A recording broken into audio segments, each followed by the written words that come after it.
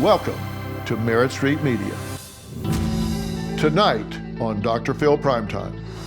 The murder of an NYPD officer on the job. The 31-year-old father was shot and killed. You guys all worked with and knew Officer Diller. Were you there that day? What do you think when you hear officers being demonized on the news? We took it upon ourselves to push back. We're going to protect our cops. Let's get to that location now. Got shots fired, you make an apprehension. What's likely to happen to him? By the time the cop finishes the paperwork, the guy will be walking out to jail.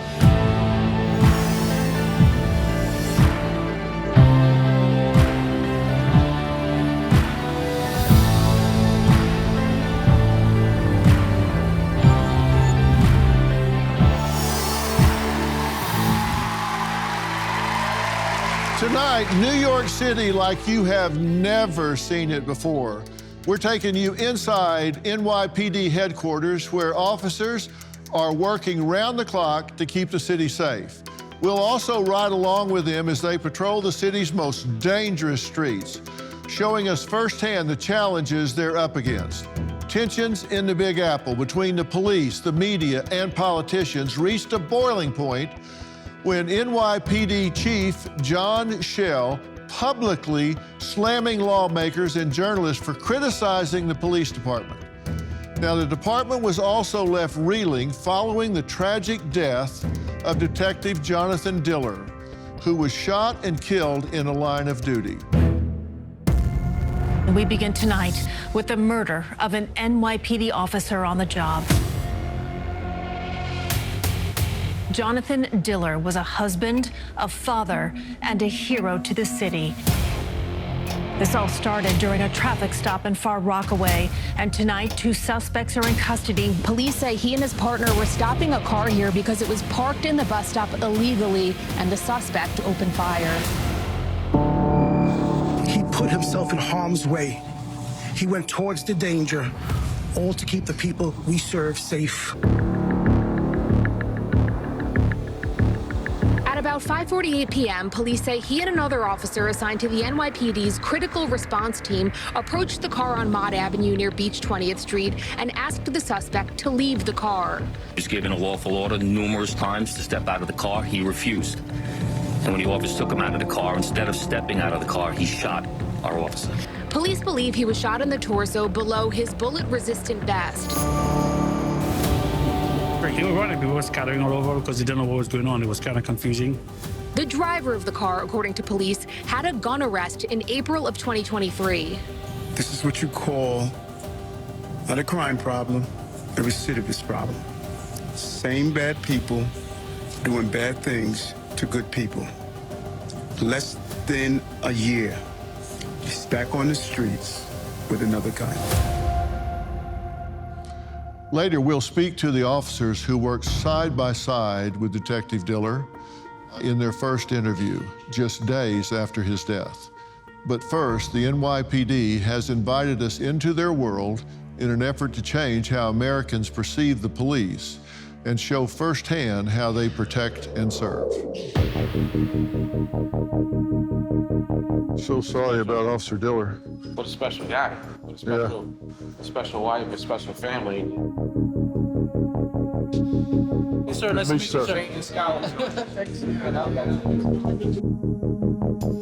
This is our Joint Operations Center. It's the heartbeat of New York City in terms of what we look at, screens, Times Square, where we really mobilize every agency in the city. Port Authority cops, Amtrak cops. Oh, really? We're like New Year's Eve, this whole room is filled with people working, phones, communication, president visits, everything. If something happens, we can lock into one of the cameras, and there's times that the commissioner and I will be down here coordinating events. Instead of being out in the field, Cloud and the other field commanders will just kind of look at the screens, and it's almost like being an offensive coordinator in a booth, calling the place. Exactly. Oh, wow. Why isn't the Dr. Phil shown on one of these screens? Exactly. If you look at this screen here, how many cops you got working right this second if something happens? 9,761. 9,761 officers. That's the citywide total. Working right now. We had to mobilize quickly. We know exactly where they're working, how many, what bureau, detective bureau, on patrol. If we had to mobilize them, we mobilized them quick. We put them on a screen like this, and we know exactly where we're heading and why we're heading there. And you have them report to Randall's Island. You know Randall's Island we got there, right? We got one of our migrant shelters. 5,000 people there. 5,000 migrants here on Randall's Island? Oh, Randall's Island. We'll ride by there. We'll take a ride by there later. Right. That's our biggest HERC center. Since the attack in Israel, we've had now about 1,900 protests since October 7th. It comes out to about 12 to 14 a day. So these field forces that are out there right now every shift, they're there in case a protest jumps off. We know we can mobilize all these, what we call field forces, to a location. And if there's no protest going on, we can put them in hot spots of the city. So we can move fast. But this is a huge operation down there, 24/7. The numbers gotta be tight, know exactly where everybody is. Our field forces consist of 2 lieutenants, right? These guys are lieutenants. Right. 5 sergeants and 40 cops or detectives. That's just like one infantry team, you could say. So, you know. I mean, five vans of 8 caravanning together as one group. They can respond to whatever it needs to respond to. And we jump out like the brigade. Looks like a jailbreak when you come up. Yeah, that'd be a small one in Washington Square Park right there. We can zoom in, we can see who the players are. We know them. We're very anticipatory now because they've been doing this since October 7th, so we kind of like know what landmarks they like to go to, where they like to frequent, what trains they like to use, and we're being a little aggressive because at the end of the day, and I'm very sympathetic and empathetic with what's going on in Gaza and Israel, but when you start to block our bridges, our tunnels, the streets, not happening, we're locking you up and we're putting you in jail. That's the message that I tell our cops. Because that's a safety thing. Yep. I mean, ambulances could be passing by, organ transport vehicles, firefighters trying to get to a call. One time they decided to block one of our emergency service vehicles that were responding to a bomb drop, and they thought it was a good idea to stand in front of our emergency service bomb truck to stop them from going to their job. And that's unacceptable. We're not having that. We locked them all up. So you say on these groups, like down here where it says London over here, you can put a box around a group like that, size-wise, and estimate how many people are there. Right, so, or aviation will fly over. We have, our helicopters have an aviation feed, and we see it. They can kind of draw like a grid, and they'll tell you, okay, the estimate size is 5,000, 3,000, and we can adjust accordingly to what kind of resources we think, what kind of group it is. Yeah. They love the bridges. They love the Brooklyn Bridge. So we know where they kind of want to go. The Christmas tree lighting, we drew a box around Rockefeller Center, and we would not let them in. We cannot let the Christmas tree get infiltrated.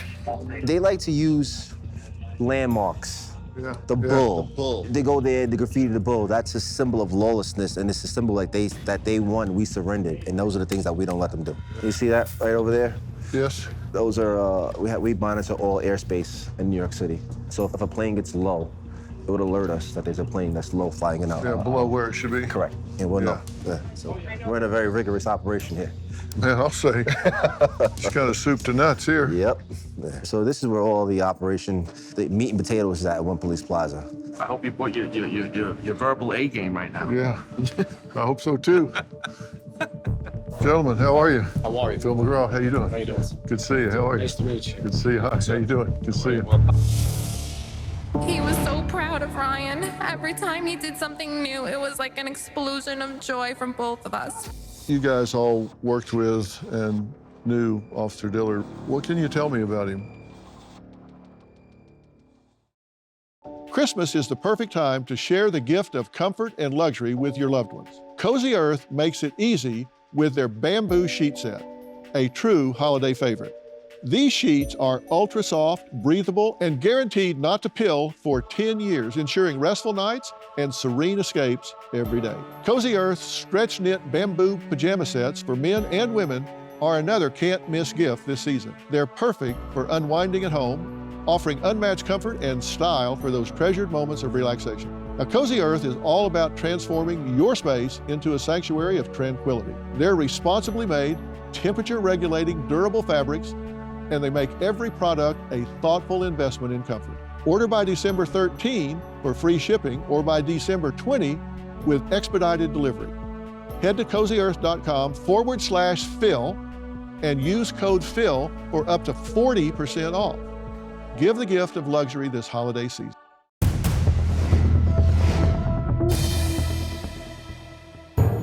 Thousands gathered to say their final goodbyes to Officer Jonathan Diller today.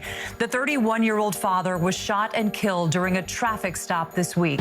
Sadness and sorrow overtook the sunshine as his widow, Stephanie, held their 1-year-old son, Ryan, closely during a moving eulogy. Her heartbreak raw. With every hug that I've received, I just picture each one is from Jonathan. Calling him her best friend, closest confidant, the man whose family always came first. He was a fierce protector of everyone around him. He spoke his mind and wasn't afraid. And as fierce as he was, his heart would melt for his son. He was so proud of Ryan. Every time he did something new, it was like an explosion of joy from both of us. You guys all worked with and knew Officer Diller. What can you tell me about him? He was, very selfless. He would, go out of his way to help you with anything. He would be the first to volunteer for something that somebody else might not want to do. Jokester, always joking around. And it's crazy, because he's married, I'm not. And the last advice he gave me was actually relationship advice. Unfortunately passed away and wasn't able to know the outcome of, that advice that he gave. Were you there that day? Yeah, unfortunately. And you were the sergeant? He had amazing motivation. He just couldn't stop. He loved the job. He loved what he did. He loved just being out there and doing his thing. You want to get the guns off the street. You want to get the real bad guys off the street, but not anything small time. And that was his thing. He just loved it. And I was very impressed with his motivation. What would he say if he was here right now? He always walked in the room, hi friends, and he always walked out and always, love you guys, love you. And he was a prankster, he was a funny guy, and no matter what you did to him, if you pranked him, he's, I love you. It's just the nicest guy in the world. Big heart. His wife was really outspoken. Have y'all been in touch with her? During the week when we were at the wake, we were lucky enough to spend some time with her alone. And during that time, it was just really nice because we just all shared stories together.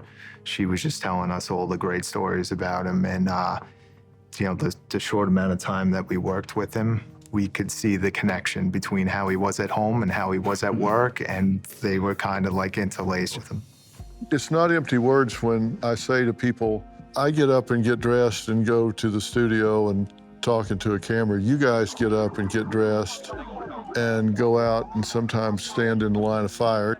I think sometimes people take that for granted. I don't take it for granted. Why do you do it instead of some other job? Why do you do this? Why not? Well, because there are safer things to do that probably pay more money. Mm-hmm. People calling cops when they need help, and I can speak for all of us on this team that we always want to be there. It doesn't matter what the situation is out in the street or what the media says. We're positive people. We want to be positive for the community and positive for everyone.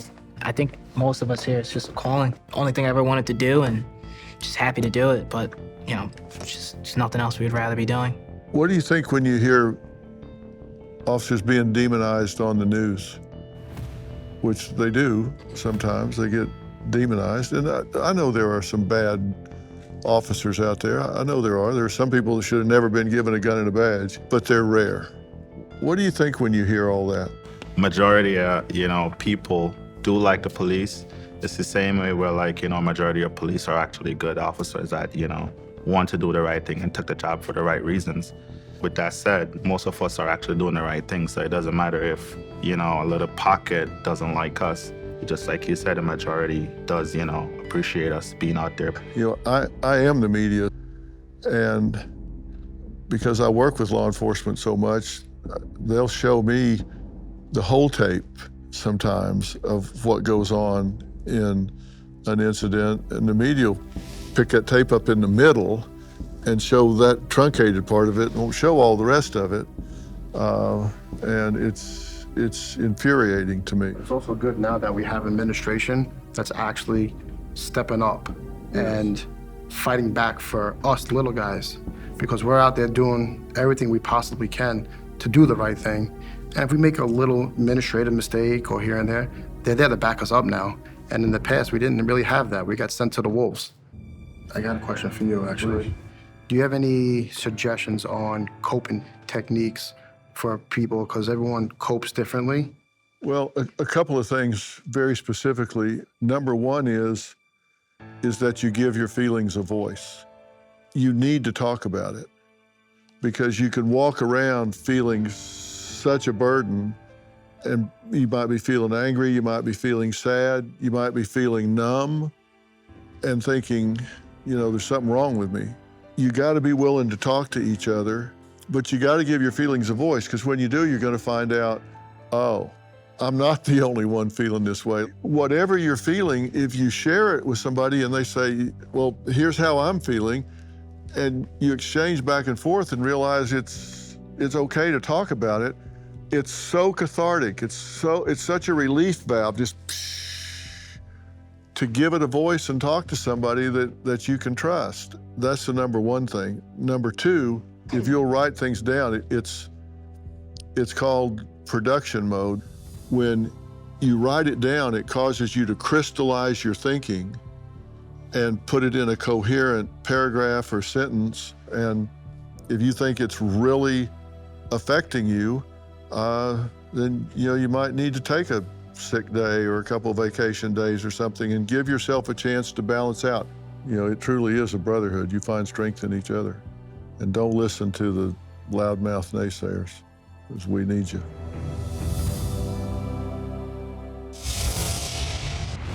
Valentine before them. Let's Make go. it right. Yep. They're going to Valentine. Follow me. Guys, whoever's in the front, let's get to that location now. Right, what we got here. Sleep is the foundation of whole body health.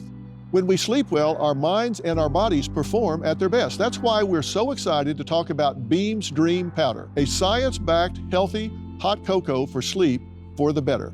Other sleep aids can cause next-day grogginess, but Dream contains a powerful all-natural blend like reishi, magnesium, melatonin, and more to help you fall asleep, stay asleep, and wake up refreshed. Right now, Beam is offering my listeners early access to their Black Friday sale. Dream has been a game changer for me. This is your chance to try it for the lowest cost it's ever been sold at. Get up to 50% off when you visit shopbeam.com/Dr. Phil and use code Dr. Phil. Head over to shopbeam.com/Dr. Phil and use code Dr. Phil and get yours before they sell out. That's shopbeam.com/Dr. Phil and use code Dr. Phil for up to 50% off.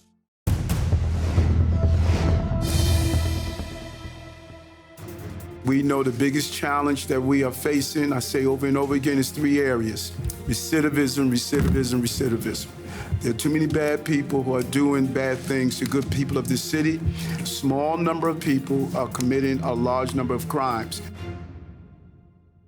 Deputy Commissioner Kaz Daughtry, we are 98. We're going to be in a 4-6 precinct. 10-4, boss.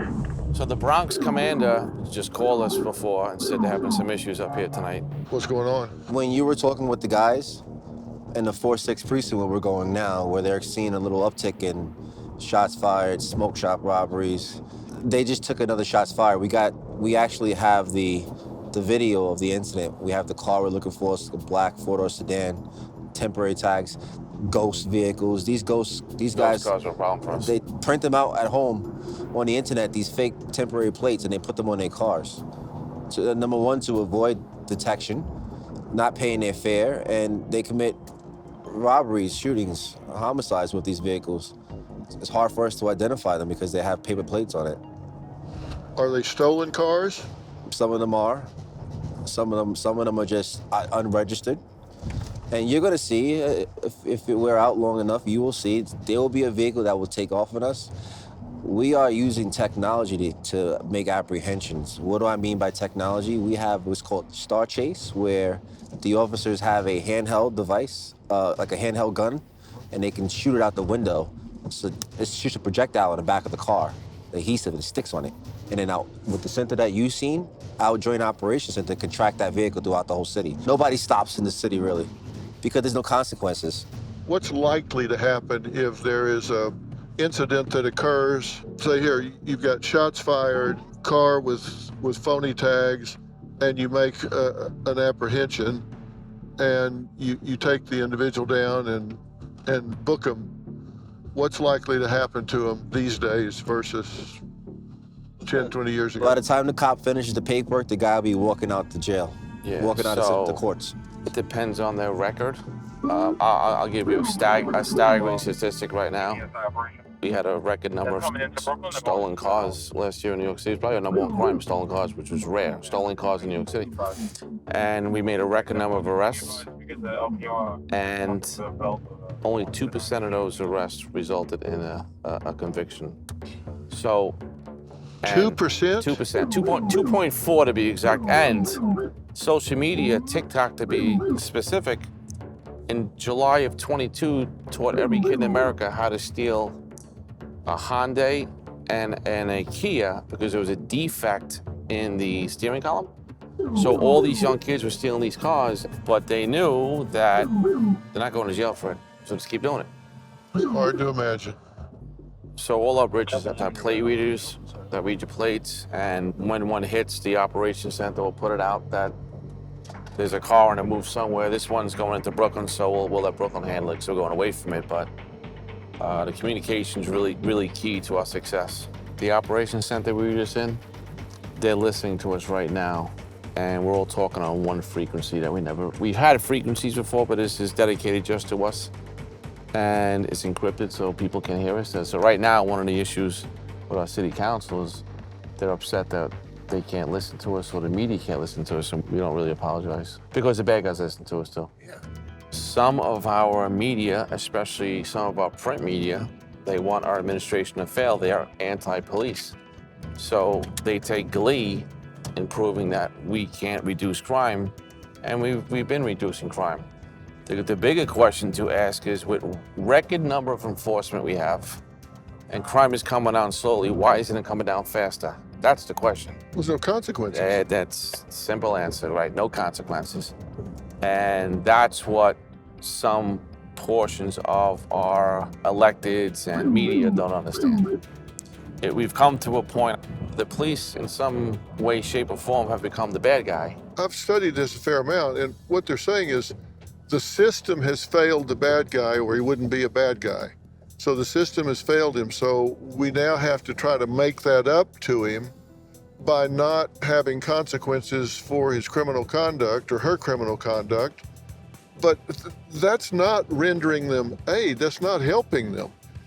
Let's say, for argument's sake, the system did fail them and force them into a life of crime. How does allowing them to continue that self-destructive behavior help them? That's not going to bring about change. The system's failing them again. Right, and I think it's such a nice thing to see someone get a second chance and make it. It's a wonderful thing. But there comes a point in time where you have to realize that's not going to work, and we got to remove people off our streets that are hurting our community. But some people don't see it that way. Even if someone is an addict, which I agree is a disease, or if someone is mentally ill, again, a disease, I get that. Do they need help? Yes. But you still have to suppress their behavior before you render them aid. You have to protect innocent society from these bad actors, because if somebody stabs you in the neck, you don't really care why they did it. You're still stabbed in the neck. Right. Your life is ruined. We first have to suppress the behavior. Okay, now, if they need help, let's try and get them some help. Sometimes when you're sitting at home and you're watching the news or op-eds on policing in New York City, I realize, wow, I really have a big play in this. Yeah. I think they're talking about me right now. Yeah. Whether it be protests or just anything. Yeah, wait a minute, is that me they're talking about? So what were they dogging on you about last night? Last night, they got a dirt bike. Guess what the guy had on him? A gun. 2 days before that, fraudulent plate, gun. They have gotten a gun probably every other day they went out in the street. Guys, whoever's in the front, let's get to that location now. The October 15th tax deadline may have passed, but are you prepared for what's coming? Do you owe back taxes? Are your tax returns still unfiled? Missed the deadline to file for an extension? The IRS may be ramping up enforcement. You could face wage garnishments, frozen bank accounts, or even property seizure. But there's still hope. Tax Network USA has helped taxpayers save over $1 billion with a B in tax debt and has filed over 10,000 tax returns. They specialize in helping people like you reduce your tax burdens, and they can help you now. Don't wait any longer. Visit tnusa.com/Dr. Phil or call 1-800-958-1000 for a free consultation. Their experts will walk you through a few simple questions to see how much you can save. Act now before the IRS takes more aggressive steps. Take control today. Visit T as in Tom, tnusa.com/Dr. Phil or call 1-800-958-1000.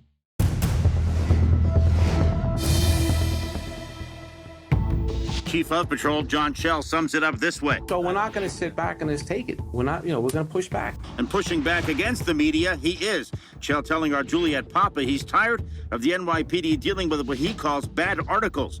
And part of that pushback against the Daily News and their columnist Harry Siegel, who wrote an article critical of the NYPD's efforts to fight crime in the subways. He called our chief of department out with some cheap shot.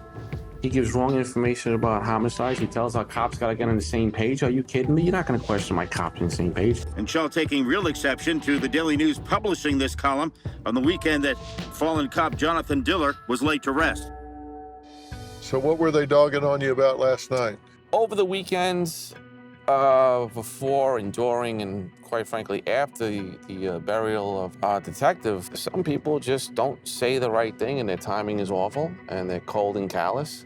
We're certainly just not going to stand by when that happens. Just mean-spirited anti-police journalists, we just took it upon ourselves to push back, and it caused quite an uproar. And now we're saying, well, we have feelings too, and we're going to protect our cops, and it's a two-way street now. And our mayor and our police commissioner backed this 1,000%, and that took them off guard too.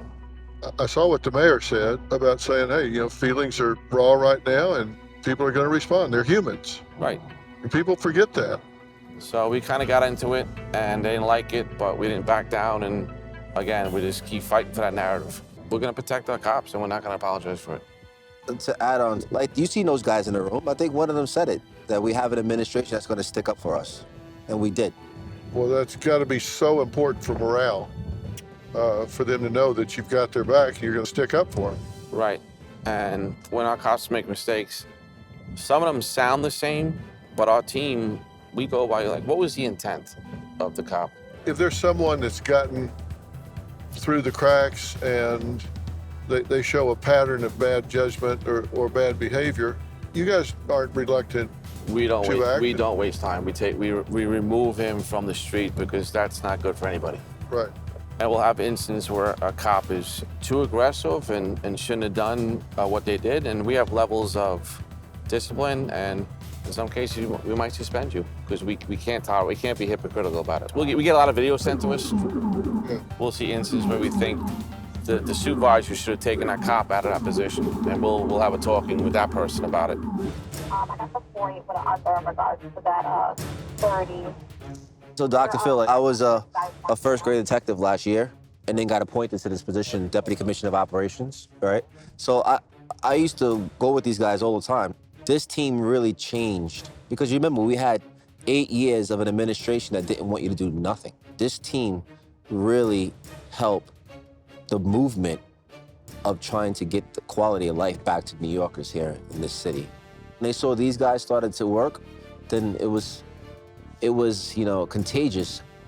These guys really started to change the culture in this department of getting the cops back, to get the quality of life back to the New Yorkers here. And they're addressing small things, drinking, plates, we call double parked cars, scooters, ATVs, dirt bikes. And guess what? Last night, they got a dirt bike. Guess what the guy had on him? A gun. 2 days before that, they got a fraudulent plate, gun. So they have gotten a gun probably every other day they went out on the street. So the two biggest quality of life complaints we get in every neighborhood in the city is illegal cars and bikes and marijuana shops. We're doing it right away. So they legalized marijuana and they wanted to control it through dispensaries or licenses, and the whole thing really didn't work well. And now we have about 2,500 stores that shouldn't be selling marijuana and edibles and psychedelic mushrooms. It is out of control, and they expect us to fix it, but it's not that easy. We don't have the authority to shut them down. We can go into a licensed premise and write a bunch of summonses for fruit flies and the alcohol.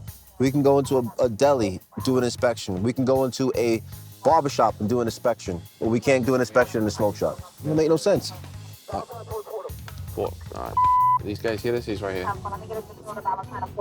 Valentine and Fordham, let's go. Make it right. Watch this, make it right. They're going. Right, they're going to Valentine. Follow them. They're going to go to Valentine and cut up.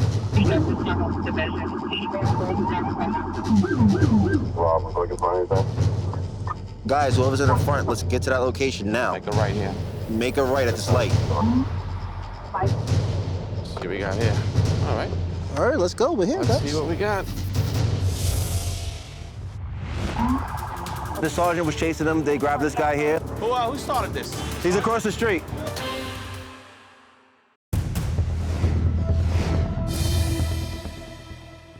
All right, they're going to Valentine. Follow them. They're going to go to Valentine and cut up. Just be careful, guys, all right? Guys, whoever's in the front, let's get to that location now. Make it right here. Make it right at this light. Here we go. Let's see what we got here. All right. All right, let's go. We're here, Let's guys. see what we got. The sergeant was chasing them. They grabbed this guy here. Let's see what they're running for over here. Who started this? He's across the street. So the commanding officer of this precinct, the 46th precinct here, so fellas, he's actually working. What is this? We're looking for a gun? Is that what we're doing? That threw a bag, a black bag. You threw a black bag? They're doing an evidence search right now. Oh, he tossed it? Yeah. Jerry, come here. Hey, boss. This is Dr. Phil. I'm sure you know him. This is, How you doing? How are you? This is Jerry. Good to meet you. Wow. He's the commanding officer of the 46th precinct. Yes, I am. So All right. Can you fill us in here quickly what you got here? Yeah, so public safety, for pursuit, the guy tossed the bag. So it's canvassing. We can't find a bag? No. We come with 20, 30 cars. You know, we'll take over. We come heavy. One of the greatest feelings in the world you could feel as a cop up here or anywhere else is when you're in a little trouble and you hear those sirens coming. Yeah, that is music to your ears. Don't you know it? Let's mount up, Johnny. All right, let's go. They definitely got to find the bag that he threw, which is probably going to be a gun in the bag. We won't touch it. Yeah, we won't touch it. Have our crime scene process for DNA. And we'll build the case out. All right, let's go. We're ready, 98. So is this pretty rough up here, Joe? Yeah, this is the Bronx. Most of the Bronx is rough. I mean, so much better than years ago. The climate has changed. Yeah. And that's what's really changed, because this wouldn't happen 10, 15 years ago. We're battling a perception problem that people want to feel safe, so that's the perception piece for us. The print media, again, doesn't do us any favors when they sensationalize every single event. And it makes like, what's going on down there? So when the conductor got slashed, when he put his head out the window to look, and someone came up and slashed him, 60 got assaulted, 30 got arrested. The 30 that got arrested, they had amassed about over 1,100 arrests. That's recidivism. That is repeat offender. That they shouldn't have the opportunity to slash the conductor. If You're saying the 38 that got arrested. Combined total arrests, 1,126 times. Now, I'll throw one more stat at you that'll really blow your mind. Retail theft is all over the country. You see it everywhere. We're not certainly immune to it. We locked up 542 people last year who were locked for retail theft. We locked up a lot more, but this 542 represented like 30 or 40% of overall arrests of over 7,000. Are they organized crime? Some of them are. So when some elected officials say people steal for bread, no, some might. But when you're going in and taking cosmetics and no, that's not for hunger, that's for... They're selling that. They're selling it, correct. We can fix these issues, but everyone's got to come to the table. You know, I don't think a 16-year-old kid that goes in and shoplifts something in a one-off situation should have a felony and have his life ruined forever. Yeah. But I do think there should be accountability. The 52nd precinct is where we had the migrant squatting with the guns. So you got a lot of migrants up here. The city took in about 180,000, and we have on registration about 60,000. So the other 120 went somewhere. This migrant center one homicide here in this facility between some occupants. There's been a handful of cop assaults in here. Anytime we have this many people in one area who aren't working, it could be a problem at times. There should be a checkpoint up ahead, but we're right there. Okay, yep. This is our biggest one. You see the white buildings? That's all the tents and beds, and they have a lot of scooters, and we don't know. Some creative activity goes on here. Sometimes a little prostitution or drug use over here. This is what the world is talking about. Here you go. What's up, guys? How are you? You guys holding it down? Yes, sir. All right. Doc, these are the heroes of the night. Standing tall. How you doing, guys? Dr. Phil, how you doing? How are you? Good to meet you. Thank you guys for what you're doing. Of course. Things quiet around here? It's not too bad. They come in, do their thing, they work, you see them moving the mopeds around. It looks like all these people are coming home from working, which is a good thing. Trying to work, trying to make a living, right? How many people are here now? So right now there's 3 tents, possibly 700 approximately each tent. I think the max should be around 3,000-ish, but sometimes it goes a little over. So do they stay here very long, or is this transient? So above the age of 23, they have 30 days. Below the age of 23, they have 60 days. Oh, okay. They just do their... So they got to move out. I think we have about 200 and a little over 200 shelters. This is the largest one, some smaller. I mean, again, when you really think about it, 180,000 is thrown on our lap. As you can see, we have cops here, resources here. We got cops over here, we got cops down there, and getting no money from the federal government. And it's kind of like a tab on the mayor, which is not fair. They're actually right now, technically, they're not, like people say, oh, they're illegal. No, they went through CBP and they're just paroled here. So you can't call them illegal until they have their day in court, which could be, this court dates back up to 7, 8 years. 2027, 2028. They got a critically important job, and that's to stop criminal behavior, suppress dangerous behavior, and then you can talk about everything else, but they're not Sigmund Freud. Yeah, okay.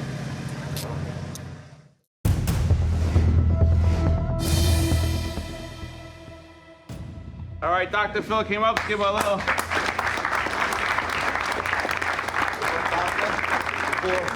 Dr. Phil? Well, how you doing, everybody? Sorry to keep y'all waiting. I was in traffic, couldn't find a cop. I was stuck, but I got here. She was good enough to let me come over and speak to you guys. I don't know how often you guys get to watch any of my content, but people say I bleed blue, because I tell you, I stand behind law enforcement 100% every single time. I've got a series I do called Behind the Badge on our show, where we pick officers from cities and towns, large and small across the country, and we just try to humanize the men and women that wear these badges and let people know these are real people with families and, you know, things they care about, and they're just like the rest of us. The only difference is that when they all get up in the morning, they step into the gap and stand between us and people that would wish us harm, and do it every single day to keep the rest of us safe. And yeah, I was running those episodes, those segments after things like George Floyd in Ferguson, Missouri, and I can't tell you how much heat I got for it. Everybody's hating on law enforcement at the time, so I doubled up how often I ran them, just to let people know. Listen, I just wrote a book called We've Got Issues, How You Can Stand Strong for America's Soul and Sanity, because I think a lot of people are trying to hijack the narrative in America, and I set forth in there 10 principles that I think are really important for a healthy society, and one of them talks about the fact that you should not pay attention to the loudest voice just because it's loudest. I talk about something in there that I call the tyranny of the fringe. That we've got these fringe factions, you know, way out on the ends, that are trying to do just that, hijack the narrative in America. And sometimes they get lots of attention from the media. Sometimes they really do. And I watched all of this defund the police stuff. I thought it was ridiculous and said so. And I do think it's ridiculous. And if you look what's happening now, if you go in and study what's happening in those cities, they all said defund the police, and then they started paying all the police overtime to make up for the ones they got rid of through the defunding. And then when crime went through the roof, then they started calling in the National Guard, then they started reversing policy, and now they want to refund the police. It was a ridiculous idea to begin with, which I said at the time. But now it's sadly coming true. You look at like Portland, Oregon, which I just did an episode on, is just so lawless because they just don't have any protection up there. And I think sometimes you get out there and think, nobody appreciates what we're doing. Nobody has our back. They take it for granted. And I'm here to tell you that's absolutely not true. The vast majority of this country loves and respects you guys and what you do. I was getting questioned the other day by an interviewer that was saying, well, don't you think cops should show up and take into account what's going on, particularly in domestic violence situations, and counsel everybody and try to get everything calmed down? I said, no, hell no, I don't think so. That's a good way to get shot dead. Cops should show up and suppress dangerous behavior, get everything under control, and then if you want to bring in a social worker, great. But that's not their job. They can't wear 5 hats. They got a critically important job, and that's to stop criminal behavior, suppress dangerous behavior, and then you can talk about everything else. But they're not Sigmund Freud. I really believe that. I don't think you should put yourself in harm's way in that situation. And I'm so heartbroken at what happened in this situation with Officer Diller. And, you know, it can happen every day you get up and go out there, and I know you know that. And that's why we appreciate what you do so much. I'm really curious, when you guys see all the media hype and criticism and all, does it affect your motivation?